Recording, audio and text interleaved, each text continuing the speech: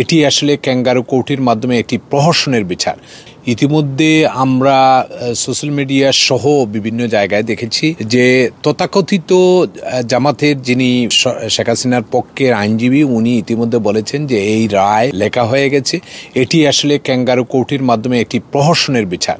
বাংলাদেশের মানুষ অতীতকালে এ ধরনের বিচার দেখেনি। আপনারা দেখেছেন মাননীয় প্রধানমন্ত্রী শেখ হাসিনা যে ইন্ডিয়ায় একটি পত্রিকায় যে ইন্টারভিউ দিয়েছেন সেখানে উনি স্পষ্ট ভাষায় বলেছেন যে উনি যদি আইসিটিতে কোনো মামলা হয় সেই মামলায় বিচারের জন্য উনি প্রস্তুত আছে। এটি বাংলাদেশে যেটি হচ্ছে এটি যুদ্ধপরাধীদের বিচারের যে বাংলাদেশে আওয়ামী লীগ সরকার করেছিল সেটির কারণেই তারা একটি প্রহসনের বিচার করছে। এখানে তাজুল ইসলাম এবং তাজুল ইসলামের সহযোগী যারা আছেন প্যানেলে সকলেই কিন্তু জামাতের ইতিমধ্যে বিচারকদের আপনারা প্রমাণ পেয়েছেন ওনারা অতীতকালে বিএনপি করতেন এবং জামাত করতেন। তো এটি প্রহসনের বিচার, এই বিচার বাংলাদেশের মানুষ মেনে নেবে না। ইতিমধ্যে আপনারা দেখেছেন যে 13 নভেম্বর যে লকডাউন হয়েছে সেই লকডাউন সফলভাবে সম্পন্ন হয়েছে। আজকে বাংলাদেশের মানুষ জেগে উঠেছে। সারা বাংলাদেশের মানুষ আজকে একটি প্রশ্নে, এবং শুধু বাংলাদেশের মানুষ না বিশ্বের সকল মিডিয়া কিন্তু শেখ হাসিনার বিষয়ে একমত হয়েছে যে এটি একটি প্রহসনের বিচার, এটি ক্যাঙ্গারু কোর্টের বিচার। আমরা